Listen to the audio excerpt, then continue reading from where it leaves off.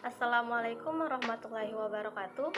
Perkenalkan, nama saya Nur Halisa Putri, NIM F202001017, kelas A1 Farmasi, Universitas Mandala Waluya Kendari. Pada kesempatan kali ini, saya akan mempresentasikan tentang hubungan struktur dan aktivitas obat golongan antipsikotik pada mata kuliah kimia medisinal. Baik, langsung saja. Di mana antipsikotik adalah golongan obat untuk mengendalikan dan mengurangi gejala psikosis yang bisa dialami oleh penderita gangguan mental. Adapun definisi dari gangguan psikotik itu sendiri adalah gangguan kejiwaan yang kepribadiannya berubah secara ekstrem, di mana kontak orang yang mengalaminya dengan realitas sangat terkendala. Kemudian ciri khas dari gangguan psikotik yaitu wahan atau delusi atau keyakinan yang salah, kemudian halusinasi, kemudian ada perilaku aneh, gangguan bahasa yang tidak padu atau incoherent, dan kacau atau disorganized. Nah, kemudian penyebab dari gangguan psikotik ini ada beberapa. Yang pertama yaitu pengalaman traumatis, kejadian yang membuat stres, dan penyalahgunaan narkoba. Obat antipsikotik atau orang awam biasa menyebutnya dengan obat penenang karena obat ini dapat menenangkan dan menidurkan. Obat antipsikotik ini mengurangi atau menghilangkan gejala-gejala gangguan psikotik, akan terapi dalam 2/3 kasus tidak menyembuhkan gangguan ini. Kemudian antipsikotik semula disebut sebagai neurotik karena obat ini diketahui dapat menyebabkan neurolepsi, yaitu pelambatan gerakan tubuh. Nah, masuk pada antipsikotik yang melalui era baru, di mana yang pertama ada chlorpromazine atau biasa disingkat dengan CPZ, adalah antipsikotik pertama yang dikembangkan oleh para ahli. Efektivitas yang digunakan dari obat antipsikotik bergantung pada kemampuannya untuk memblokir reseptor dopamin. Asumsi ini muncul dari hipotesis dopamin yang menyatakan bahwa baik skizofrenia maupun gangguan bipolar adalah hasil dari aktivitas dopamin yang berlebihan. Adapun efek samping yang umum termasuk masalah gerakan, yaitu kantuk, mulut kering, tekanan darah rendah saat berdiri, dan peningkatan berat badan. Sedangkan efek samping yang serius mungkin termasuk gangguan gerakan permanen tardif dyskinesia, kemudian sindrom neuroleptik ganas, penurunan ambang kejang yang parah, dan tingkat sel darah putih yang rendah.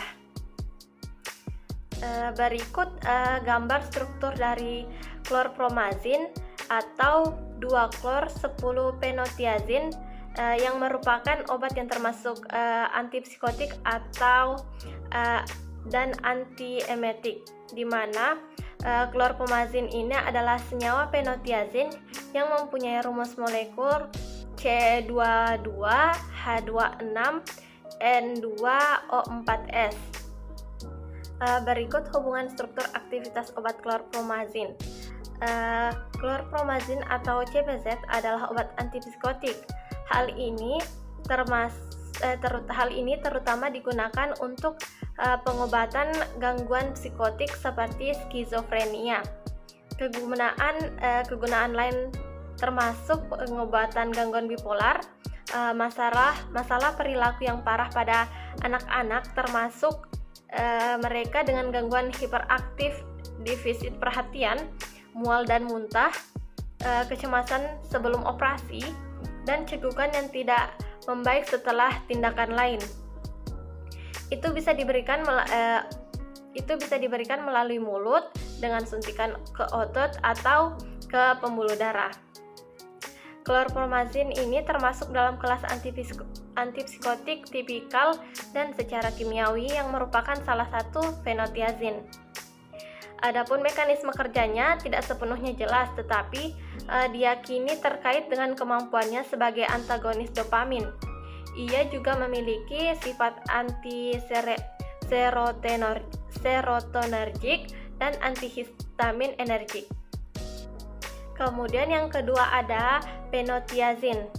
Adapun cara kerja obat golongan phenothiazine ini adalah obat yang ada dalam kelas ini adalah obat yang menghambat neurotransmitter atau zat penyampai pesan dari salah satu sel saraf ke saraf lainnya. Obat yang demikian dinamakan dengan antagonis. Contoh golongan ini adalah chlorpromazine yang merupakan antagonis yang sangat efektif dari reseptor dopamin D2 dan reseptor serupa seperti D3 dan D5. Tidak seperti kebanyakan obat lain dari genre ini, ia juga memiliki afinitas tinggi untuk reseptor D1. Memblokir reseptor ini menyebabkan berkurangnya pengikatan neurotransmitter di otak depan, menghasilkan banyak efek yang berbeda. Berikut gambar struktur ring atau cincin phenothiazine, di mana phenothiazine disingkat dengan PTZ adalah senyawa organik yang memiliki rumus SC6H42NH dan berhubungan dengan golongan thiazin dari senyawa heterosiklik. Adapun derivat phenothiazine sangat bioaktif dan memiliki penggunaan luas serta sejarah yang kaya. Kemudian selanjutnya masuk antipsikotik generasi lama atau antipsikotik tipikal. Phenothiazine dan butyropenon merupakan antipsikotik generasi lama atau antipsikotik tipikal. Obat-obat ini tidak lagi dianggap sebagai obat terbaik untuk pengobatan gangguan psikotik, walaupun mereka sering diberikan dalam kasus kegawat daruratan kejiwaan, misalnya jika terjadi kasus pasien mengamuk.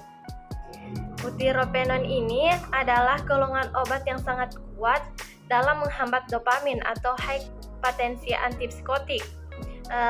Haloperidol atau Haldol adalah obat yang paling umum digunakan yang termasuk dalam golongan obat ini atau golongan obat butyropenon ini.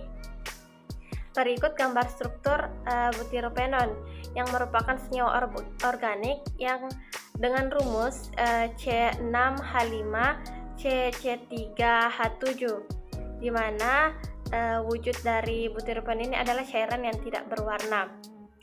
Struktur butyropenon keton yang diapit oleh cincin fenil dan rantai butil membentuk dasar bagi banyak bahan kimia dan yang mengandung berbagai substituen.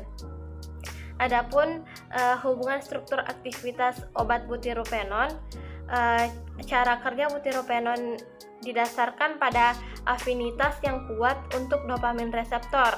Saat digunakan, mereka bersaing dengan dopamin untuk reseptor yang sesuai, sehingga hasilnya adalah penghambatan aksi dopamin, yang dimana dopamin adalah serbaguna neurotransmitter yang secara khusus dikenal karena efeknya yang membangkitkan semangat.